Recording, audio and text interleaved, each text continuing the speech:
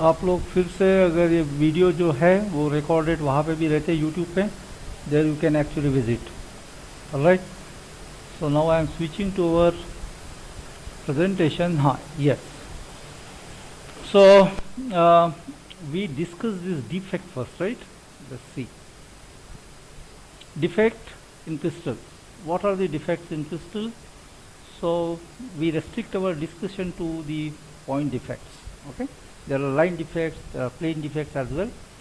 We restrict our discussion to point defects, and there are two types of defect basically: Schottky defects, Frankel defects. Substitutional and interstitial, you can say this kind of defect exists due to addition of impurities in a lattice. Substitutional, you are actually substituting some guest ion at the regular lattice site of host. Okay, and interstitial, the space that is actually empty available in your unit cell, that space may be occupied by some, again, a guest ion. Okay, it can be cation, it can be an ion. There is no restriction on it. Schottky defects, they always occur in pairs. Remember that. If you look at this figure, we have got Cl and Na, right? And this Cl and Na, they actually moved from the regular lattice site to the surface. So in a Schottky defect, a pair of cation and anion, they will move to the surface. Please switch on your switch off your mic, anyone. Okay, then Frankel defect, it again, something is missing from the regular lattice site and it will move to some interstitial position. Okay, that's the Frankel disorder. So defects are very important because finally when we reduce the particle size, okay, this is the example of, upper one is example of substitutional defect. So regular lattice sites denoted by a white circle is replaced by dark one. Okay, so this is the guest ion or atom, and it has been added at the regular lattice site. Okay, in this case you look at it, this small dark circle has been added at some interstitial position where you find empty space in a lattice. So that space will be occupied by a guest ion or atom. So that is the interstitial position. This is how we can see the interstitial substitutional Frankel disorder or Schottky disorder. Now, coming to our discussion, what we want to know is when we actually reduce the particle size, what happens before going to a Gleiter classification. I'll just extend this discussion to the grain and grain boundaries. For example, let's say we have a cross section of some material. Okay, cross section means you have a sintered product which is 99% dense, and you cut down and you take a cross section of that sample. Okay, you may find something like a grain and grain boundary structure. Okay, these are the boundaries, or it can be of any shape, any size.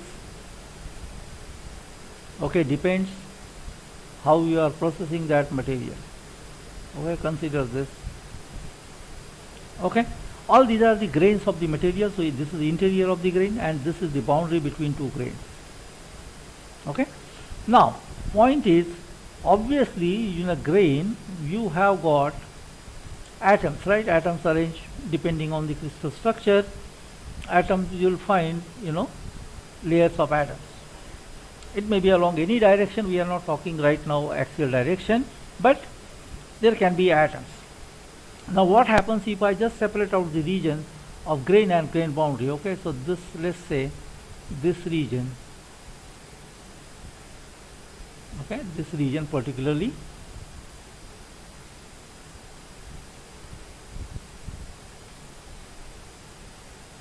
okay, this is the region that we are talking about. I have extended this into both the grains. Okay, so that half the part will come from the first one and next half will come from the later one. Okay, so similarly you can draw over here as well. This is your grain boundary region. Similarly you can extend this as well, say in the same manner. Okay, so we have got something like this. here as well. You can extend this something like this. What we are trying to do is we are trying to identify the region where we have a grain and grain boundaries. Okay, we may draw from the inside.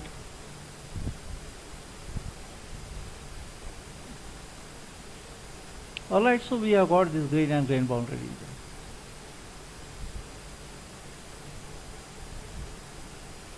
Okay, so what is the point that I am trying to stress?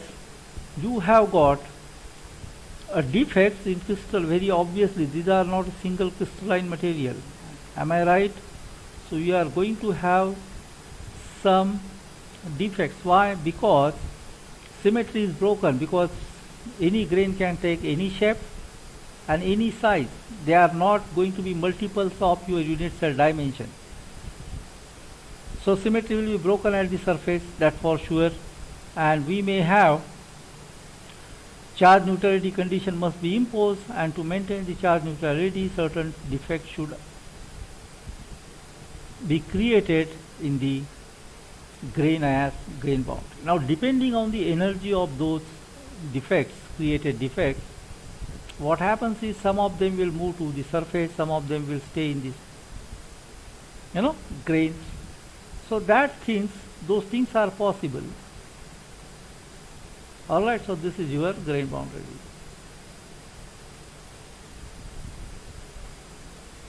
Okay, this is your grain boundary region. And in a grain boundary region you have enormous or extremely high concentration of defects. So these grain boundaries in fact act as a source or sink, source or sink of the defects.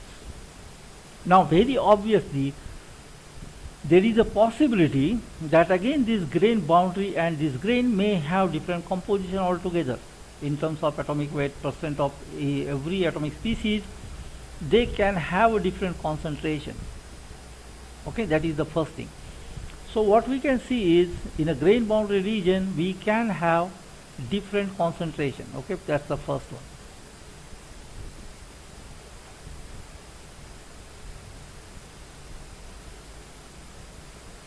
Okay, grain and grain boundaries.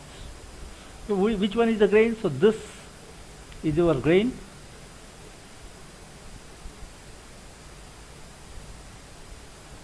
Okay, and this region is your grain boundary region.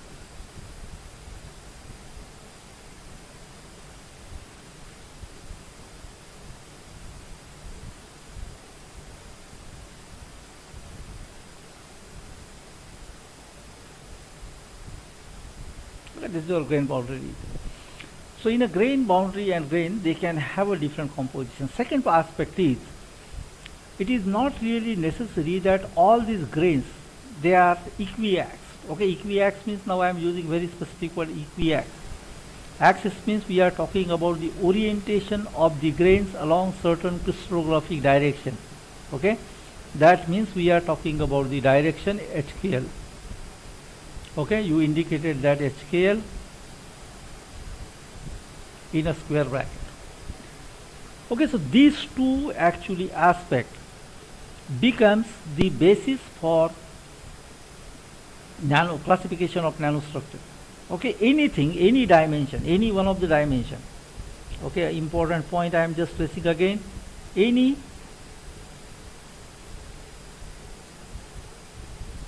one of the dimension.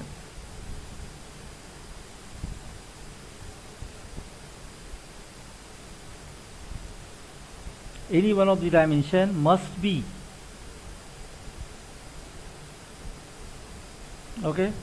of the order of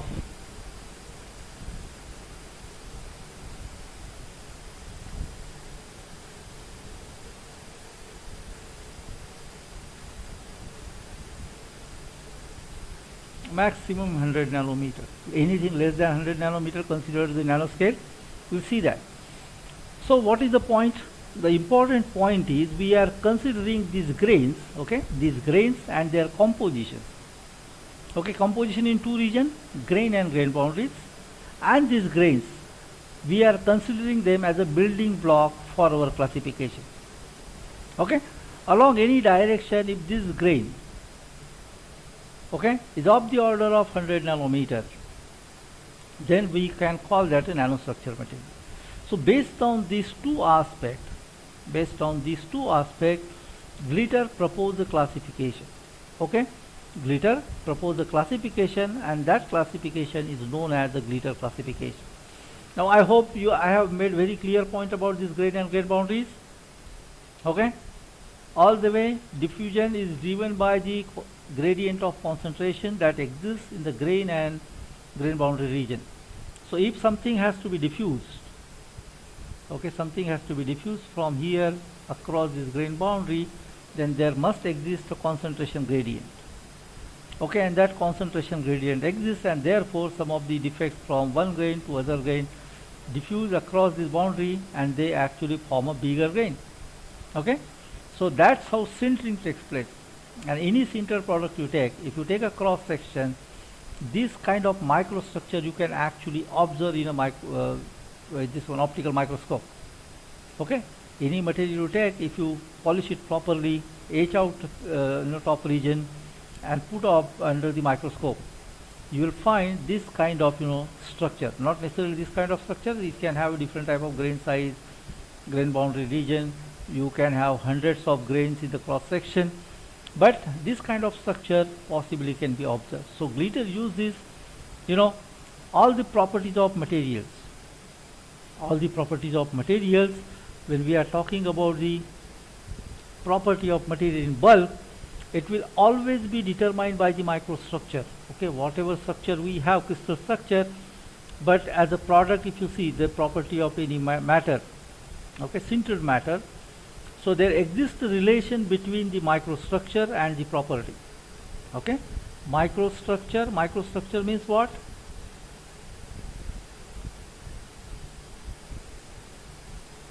Okay,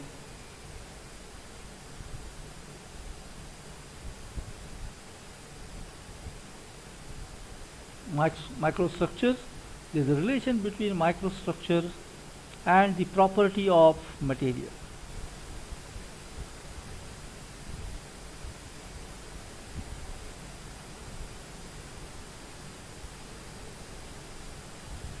Okay, there exists a one-to-one relation. So property of material is always determined by the microstructure.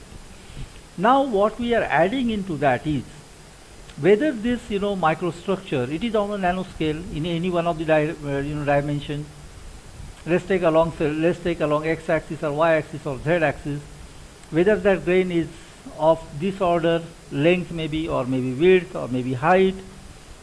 If that is less than or equal to 100 nanometer, then we can call that material a nanostructured material, and that can be classified. Okay, based on these two aspects, we'll find out what is the actually classification of nanostructured material. So what are the nanostructured material? Okay, and what are its boundaries? Size less than or equal to 100 nanometer is considered as a nanoscale in material science. Always remember that anything greater than that cannot be considered a nanostructured material at all. Physically, it is determined by variety of size effects. Okay, what is size effect? I tell you, when we reduce the particle size of any fine powder, okay, so there are internal size effects. So by reduction of size of that particle, something can change, or external size effects, some external agency may be used to change the property or change the effect of that size. Okay, and whether it is a classical particle or quantum size effect, some of the phenomena cannot be explained by classical nature, so we use a quantum, and this size, critical size again vary, and it depends on the phenomenon that you are actually studying. Okay, but broadly, internal size effect, external size effect, classical or quantum size effect. So internal and external again can be categorized into classical and quantum size effect. Now important point I just highlighted here, the properties of nanomaterials are changed dramatically and sometimes cordially. That means on the reduction of particle size there can be dramatic change in the property, or you may find that the gradual change in the particular property of interest. Okay, So it depends. Now, nanotechnology is a complex interdisciplinary science. Let's see that. See, it involves the chemistry, it involves the physics, it involves the processing of those fine powder or whatever you are synthesizing in terms of nanostructure material. So you have again a production of novel nanostructure architecture, functional materials and smart nano components with unique properties. So this part is processing of materials, is a material science, or manufacturing of something from the material, so that becomes a nanomaterial science. And we have got some of these things: novel technological processes, nanomotors, nano actuators, nano devices, MEMS. This is optical electromechanical switches, and VLSI technology, ULSI technology, nano robots. If you look at this description, you find actually nanotechnology is a kind of interdisciplinary science. I hope you agree to this, because it involves chemistry. You have to have assembled and synthesized the nanoparticles. It is always going to be a chemical route. Nanophysics, to know the properties of those materials, you need to know the physics of material. So we have got a nanophysics involved in this. Physics is involved. So artificial assembling and fabrication of nanostructures. So you need to know the physics of that process. Then you have to develop something out of that nanopowder. So material science is also involved. And finally you are going to develop certain technology and devices. So that is again engineering part. So it is all the way you need to know chemistry, physics and engineering as well. And a very important point is, it is not intended to replace the existing one. Okay, we don't want to replace the existing technology. It is to complement the existing one. Okay, what we are trying to do, we are trying to make the technology that exists, we are trying to make the technology that is better than the existing technology. Okay, we don't want to replace it, but we want some kind of advanced level development in the same technology using the nanotechnology and nanoscience. So that is how we can see the nanotechnology is a kind of interdisciplinary science. Now, material science concept, if you look at this triad, it's a triangle. We have one here on one of the vertices of this triangle is the chemical composition. Okay, chemical composition, you use the chemistry and then you find out the property of those nanopowders or whatever you synthesize in the form of nanostructure material, and finally property. Okay, here we have physical structure, then physics of that material, and again it third one is a property one. Once we know the property of this nanostructure material, you develop the technology and finally the application. Okay, this is the basic triad of fundamental triad of material science: chemical composition, physical structure, property. And then you develop the technology, and technology provide us some kind of application that we are probably using. So the direction is shown here: the nanostructure material, physics of nanostructure and the nanotechnology. The same thing, property and nanotechnology, and finally we have got application of that nanotechnology. So this is a fundamental triad of the material science which we want to explore. But you remember that nanotechnology is an interdisciplinary science. It is not just restricted to the material science. You need to know the chemistry, you need to know the physics, you need to know the engineering as well. So all of this can make a nanotechnology happen, and better materials, better application you may find. And we know one of the best example is actually development in the semiconductor technology that is completely driven by the nanotechnology. We are using a 10 nanometer node, 20 nanometer node to fabricate the transistors, PMOS or NMOS, and all of these devices can function like switches, and we have integrated circuits which can be assembled in a very smallest area now, and that is exactly the impact of nanotechnology. So considering that some of the important nanostructure materials, I am just highlighting those materials. Zero-dimensional nanostructure materials are fullerenes, and atomic clusters are also known as quantum dots. Okay, fullerenes आपने देखा होगा, it's a carbon ball, Atomic cluster, you can have n number of atoms, you make a cluster of that, and that cluster can act as a quantum dot. They give significantly different properties than your host material. One-dimensional nanostructure materials are nanotubes, nanorods, nanowires, nanofibers are also known as one-dimensional quantum wires. So these are the one-dimensional nanostructure materials. Two-dimensional nanostructure material, heterostructures, nanolayers, nanodisks are known as two-dimensional quantum wires. Okay, so these kind of nanostructure material exist. They sometimes they act as a building blocks, and using these building blocks we can make required structure of nanomaterials for any proposed application. Okay, so look at this figure. This is the figure which is on left hand side. I try to draw. Okay, we have got a nanocrystallite. I say the crystallites. Okay, when we discuss this crystallites, in fact, how to find out the particle size, crystallite size using X-ray diffraction. So these are the nanocrystallite size. Okay, and these nanocrystallites are arranged. Okay, there are two shades. One is a completely white and dark. This is a three-dimensional nanostructure material. If crystallite size is of the order of some nanometer, few nanometer. Then we have B, two-dimensional nanostructure, where we have filaments. Okay, we have a filaments. Then one-dimensional nanostructure, if you have layered or laminate substrate. Okay, you can have as many as layers, but it is always laminated on some substrate. And zero-dimensional means a single particle that we are talking about.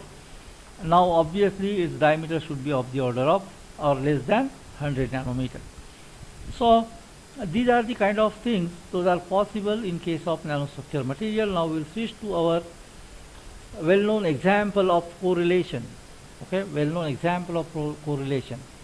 You may ask me what are the if we reduce the particle size, or how come property changes if atomic arrangement changes. So one of the best example you can find out carbon and diamond structure and graphite. Both of them are polymorph of carbon. Okay, diamond to graphite. Diamond is the hardest material, graphite is the softest one. Okay, so what is the difference? The difference is just a structure. Diamond structure is a cubic one, and graphite is a hexagonal. So if there is a change in the atomic structure, property changes. There is a one-to-one relation between the composition, structure and property. Okay, that is called a correlation. Comparable variation have been noted if the atomic structure of solid deviates far from the equilibrium, or if its size is reduced to a new interatomic spacing. An example of the latter case is the change in the color of CDS particle. CDS means cadmium sulfide. Okay, if you change the size of this cadmium sulfide crystal, if their size is reduced to a few nanometers, the absorption spectra will be different. Okay, their electronic property will be different. One of the examples I quoted again many years ago, nanoparticles of gold used to color the they used to color the paintings.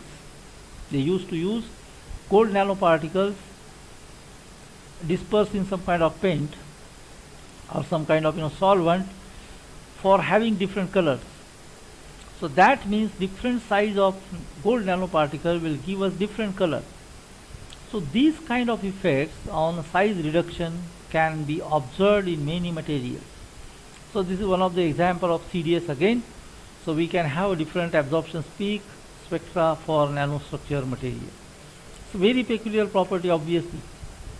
Okay, and to understand everything about the nanostructure material, we have to have some kind of classification so that we can understand them in a better manner. Okay, we can understand them in a better manner.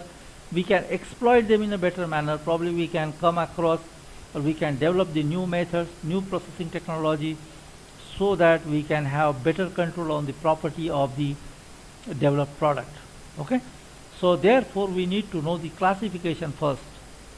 So materials are devices with a reduced dimension in the form of isolated substrates, supported or embedded nanometer size particles.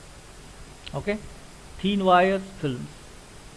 material or devices in which nanometer size microstructure is limited to thin surface region of the bulk material, and this category comprises bulk solid with the nanometer scale microstructure. Okay, these are the kind of things that we may find in general, and these things should be classified. Most property of solid depends on the microstructure. I highlighted this. I told you again. Property of solid depends on the microstructure. Okay. For example, if you want to ask me, we have got a different kind of steels. Okay, and there are different processes, very specifically rolling processes. What you do is you develop the microstructure by rolling. Okay, and that result into different property. That actually result into different property of the steel. Okay, rolls cold, hot cold press.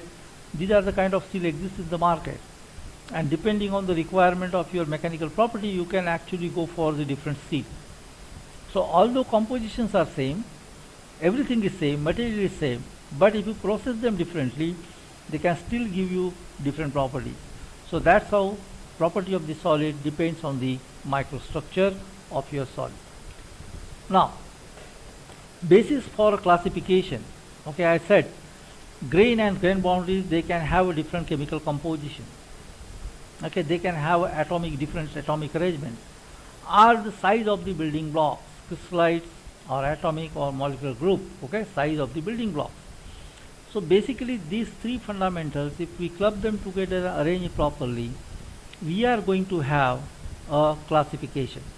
So the solid in which the chemical composition, the atomic arrangement and or the size of the building block forming a solid varies on the length scale of few nanometer throughout the bulk. Okay, throughout the bulk. That means whatever powder we prepare, whatever fine powder we prepare, we should be able to retain that nanostructure powder or nanostructure characteristic of that beginning powder, starting powder or starting materials when we end up developing some product. Okay, so if we are able to retain that nanoscale structure in our developed product, so in that case, what are the different aspects that we should actually use to classify the chemical composition? One of them, atomic arrangement, that's the second one, and size. Size is actually there. It should be of the order of what? Few nanometers throughout the bulk. If this happens, then whatever material is given, probably we can classify them, and here is the classification. Okay, crystalline form and chemical composition, these are the two highlights that we are actually using. See, first row, this one, if you look at this corner, it's the chemical composition of crystallites. Okay, that is along this axis. Row mein, along the row what we have, chemical composition of crystallites, and along the column what we have is the shape of the crystallites, layer shaped, rod shaped and equiax crystallites. Okay, now let's focus on this first one. Let's focus on this first one. What? Layer shaped structure. Okay, there are 1, 2, 3 layers. But all these crystallites that we have in a layer form, they have the same composition. Okay, they have the same composition.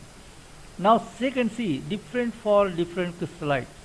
Composition of this and this, they are different from each other. Third along the row, if you move, third one again is the layer type structure, but composition of the boundaries and the crystallite different. Okay, here what we have, different for different crystallites. Okay, if you consider this crystallites, the horizontal one, this line and this line is different. This and this line, they are different. In this case, what we are talking about, the composition of crystallite size and the boundaries. Okay, composition of the boundaries and the crystallites, they are different. Okay, so here we have composition different, that is indicated by black dots, and this crystallite, they have a different composition. Okay, and the last one, we have crystallites dispersed in a matrix of different composition. Okay, let's consider this small small square rotated by 90 degree. okay, along the vertical line, they have considered that's the matrix. In that matrix we are able to disperse these small squares, okay, this layer, this layer, this layer.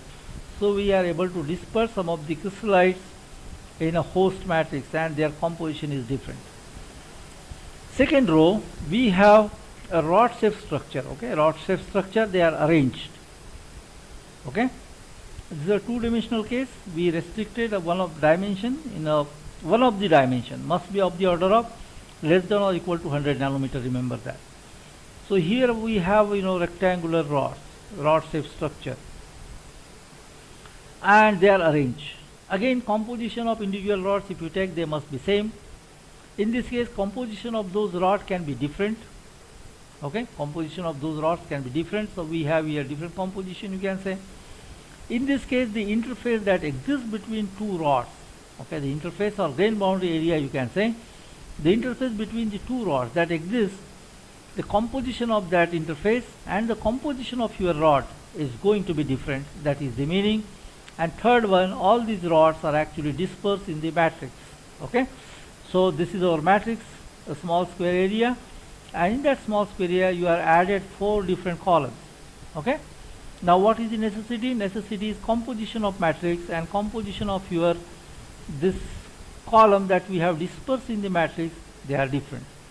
And the third category we have equiax crystallites. Equiax means, now we are here talking about the HKL planes, okay, HKL planes, okay. These are the equiax crystals, means orientation of all these crystallites, they are in the same direction, okay. That means this surface, if we consider if it is a 110 plane, okay, if you consider this is a 100 plane, then all these crystallites must be having a 100 plane orientation. That is the meaning. But all these crystallites should have same composition, okay, all these crystallites should have the same composition. The second one, we have got crystallites, again they are equiax, but they can have a different composition. Third one, we have a composition of crystallites and the grain boundaries, okay, grain boundaries, they have different composition. Again, these grains are actually equiax grains, and if you disperse this equiax grain in the matrix, that becomes the fourth category. So we have effectively 12 classes of nanostructure material, okay, we have got 12 classes of the nanostructure material. And the disadvantage of this method is you are not able to classify zero-dimensional material. Zero-dimensional means you have no way how to classify. Zero-dimensional means, for example, C16 balls or nanoparticles, okay, of any size, any shape, but again these should be less than or equal to 100 nanometer. So these kind of materials cannot be classified. That is the disadvantage of Gleiter classification. Gleiter has proposed classification in 1995, considering the microstructure that is important to decide the property of material. What are the different possibilities that can happen in a given microstructure? So considering those possibilities, Gleiter came up with this classification, which is not really sufficient, but in 1995 it was quite sufficient, okay, it was quite sufficient. It's incomplete, but still it was working, and that is how nanostructure materials can be actually. See, all things we have, this is a kind of one-dimensional one, okay, rods, this is a thin film layer structure, we have two-dimensional, and here as well we have a three-dimensional one, but it is a equiax, okay. Three-dimensional one actually in fact doesn't exist, but based on the length scale of this crystallite and the axial orientation, Gleiter proposed 4 different class of nanostructure material, okay. So rest of the next classification that we have is actually kLMN classification, okay. Remember that kDimn classification has no name, you can just call it kDimn classification. And important points that you guys should actually notice that kDimn, this is how it is written. Classification is based on dimensionality and arrangement of the building blocks, Okay, K is the dimensionality of nanostructure as a whole, while element denotes the dimensionality of nanostructures building blocks of different types. Okay, they are integers, element, K element, all of them are integers actually, and they should have value between 0 and 3. Okay, so 0, 1, 2, 3. All combination if we take, how many nanostructures are possible?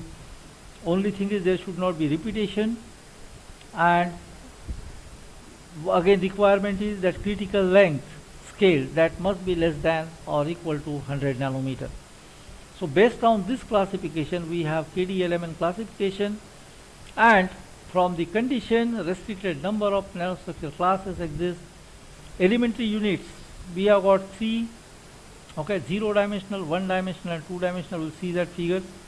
Then we have KDL type built, okay, 1 sort unit. So out of these 3 you should have just 1. Okay, we have got 9 such classes. Then we have got KD element type built 2 sort units. So out of these 3 we can have 2 altogether that can build a nanostructure material. So we have got 19 such classes. Okay, and finally the ternary system, we have KD element type. We are using here 3 sort units, and that just gives us 5 different classes. So total number of classes are 36. So using a KD element classification, we have got different 36 types of nanostructure material. Now here we are able to identify 0 dimensional, 1 dimensional or 2 dimensional. There is nothing like whether they are powder form or any other form. We are not really interested in that, how they are arranged. That is the thing which gives us the K element classification. You take a bulk solid, and if you find any of these building blocks arranged in a very particular fashion, so we can actually classify that material according to K element scale. So elementary building blocks, basis for classification, we have got a molecule, that is 0 dimensional one. 1 dimensional we have nanotubes, fibers, filament, whiskers, spirals, bales, springs, horns, columns, needles, pillars, helicoids, wires and ribbons. These are all 1 dimensional nanostructure building blocks. Molecules, cluster, fullerene, rings, okay, metcaps, toroids, then domains, particles, powder, grains and Schwarz zone. These are actually building blocks, 0 dimensional building blocks. And we have got 2 dimensional building blocks. These are the layer. Okay, these are the layers. This is a solid. And if you look at this one, we have got a simple line and it's a rectangular. Okay, it's an empty rectangular, so it must be empty, so everything should be on the surface. So building blocks for 0 dimension, 1D 1 dimensional case and 2 dimensional case. Now using this building block, if we classify for 0D nanostructure material, you look at this 4th number, 0D0 uniform particle array. Okay, uniform particle array. Any of these building blocks, if you arrange in a particle array, that will become a 0D0. Okay, so we can have molecules, clusters, fullerene, rings, all these building blocks if you arrange in a regular fashion, array. Okay, that kind of material can be classified as a 0D0. Now D is a dimensionality, K is equal to 0, right, and L is equal to again 0. I said what is the building block that we are using is this, the first one. So okay, L is equal to 0, that indicates we are actually talking about the 0 dimensional sort of unit.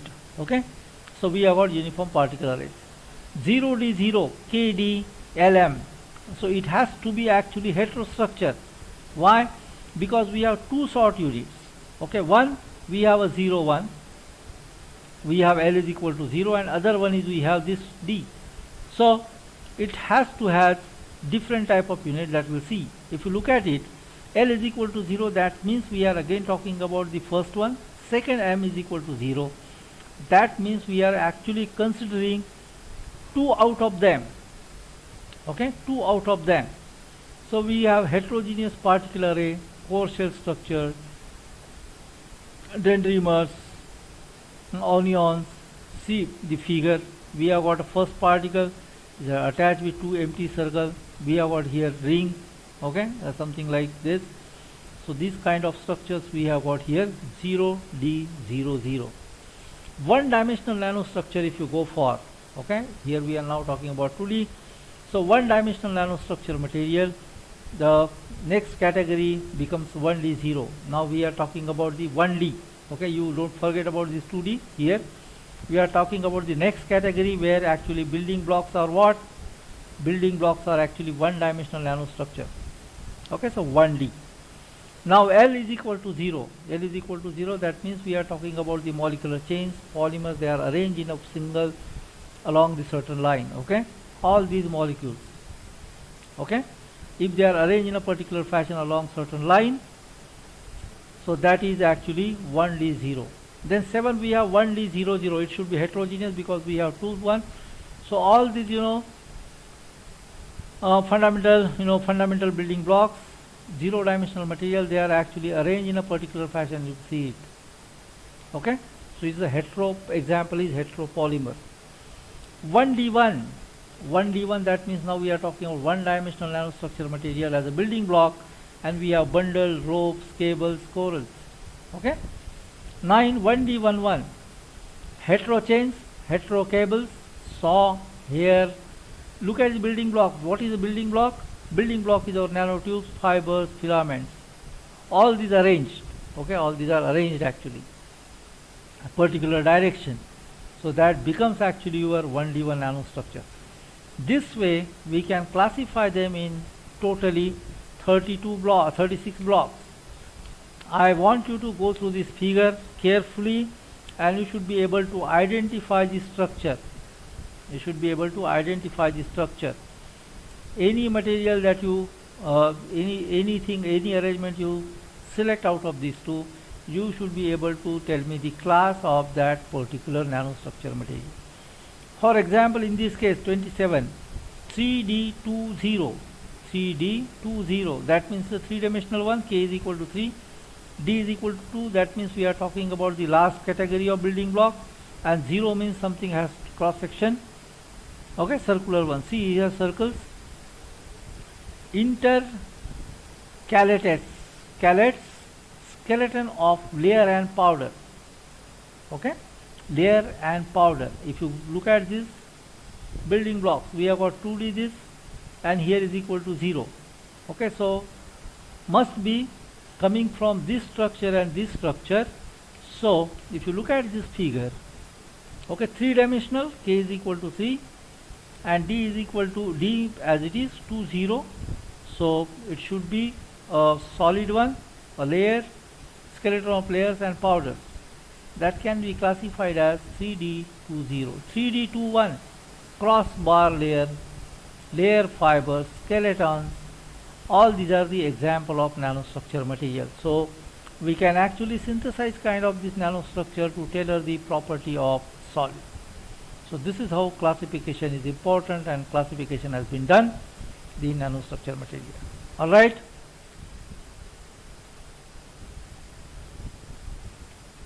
Is it okay?